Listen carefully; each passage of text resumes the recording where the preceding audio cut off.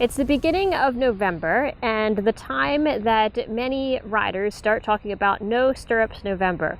The time that riders vow to drop their irons and endure the burn in order to become better riders. But what I want to ask in this video is, how much does dropping the stirrups really make us better? And if we do drop our stirrups, do we have to be careful maybe in how we do it if it really is to make us better and actually not create some bad habits in the process? I'm Callie. I'm here with my horse Noel, and in this video we're going to talk about riding without stirrups.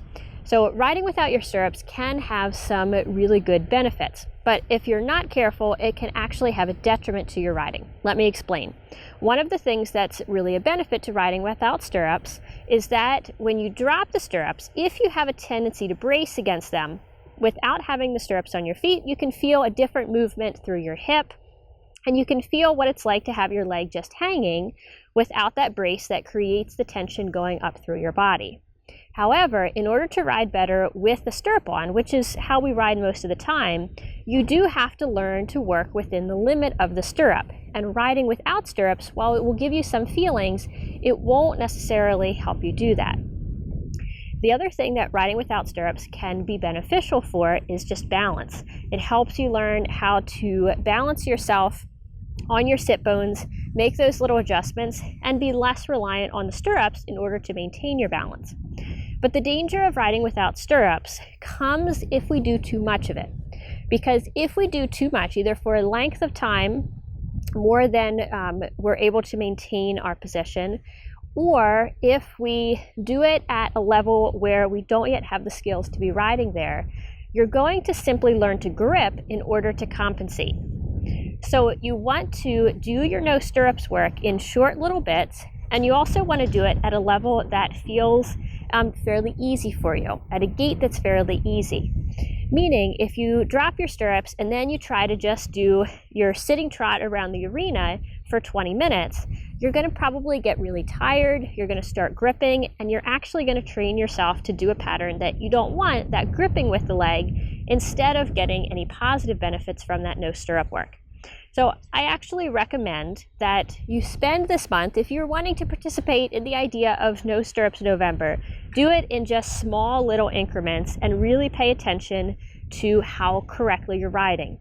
The correctness in doing things, doing movements with quality in small bits is much more important than just spending lots of time without the stirrups. Because even if you end up building your muscles for gripping, that's not going to help you be a better rider. In fact, it's going to create some of those habits. They're going to be harder to break down the road, including when you've got your stirrups on.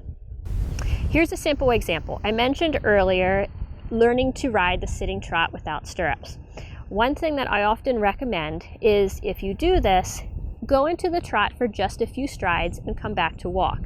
Because what happens is, if you go into trot and you're trying to trot all the way around and you're bouncing on your horse is going to start going hollow. They're going to lift their neck and drop their back. It's going to get harder for you to be able to move with that trot because the horse isn't moving as well. You're going to have to grip harder in order to try to keep yourself on, and it's just going to be a downhill progression from there. So instead, if you work on just going into the trot for a few steps and then back to walk, and then into trot for a few steps and back to walk, it'll make it easier to keep a nice trot, to be able to ride those first few strides without starting to grip, because you won't be going into that place where you're either feeling really threatened with your balance or you're feeling the fatigue. And then just do that exercise a few times, pick up your irons again, and then ride around with your irons to try to incorporate some of those feelings that you got.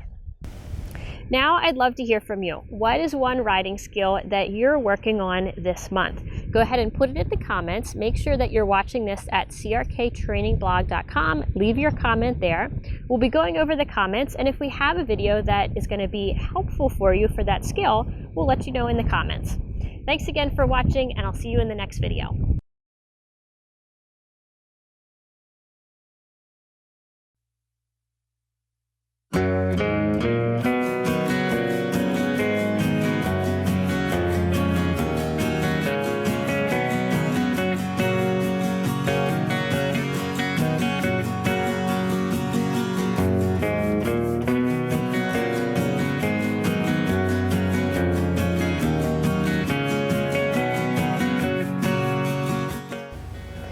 Every month we feature a product from the Ecolicious line.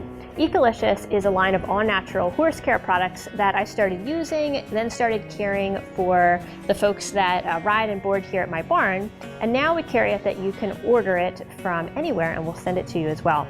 So this month we are featuring the Green and Squeaky Clean Waterless Shampoo.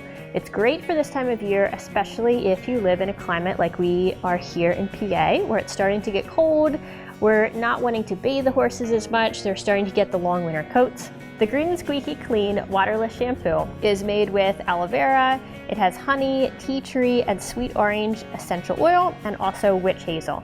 So I love using this for, as I'm going to demonstrate it right now, after I've just come in from a ride. It helps with getting some of the saddle marks off. And it's also really good if you have a light colored horse that gets those ugly green spots on. You don't want to give them a full bath, but you want to try to get those green spots off just to look nice, or especially if you're going to a horse show. So I like to just, here I'm just going to spray it lightly across her saddle area, and then just take a towel and I'm going to rub it out. So I just spray lightly when I'm going over a large area like this, and then if I had a smaller area, like a spot that I was trying to get out, I would put it on a little heavier and then really work it in to that area. And then you just let it dry. All the dirt comes off on your towel, and that's all you need. So in November, we have a discount on the waterless shampoo. The link's down below that you can shop this and also shop the rest of the Ecolicious line.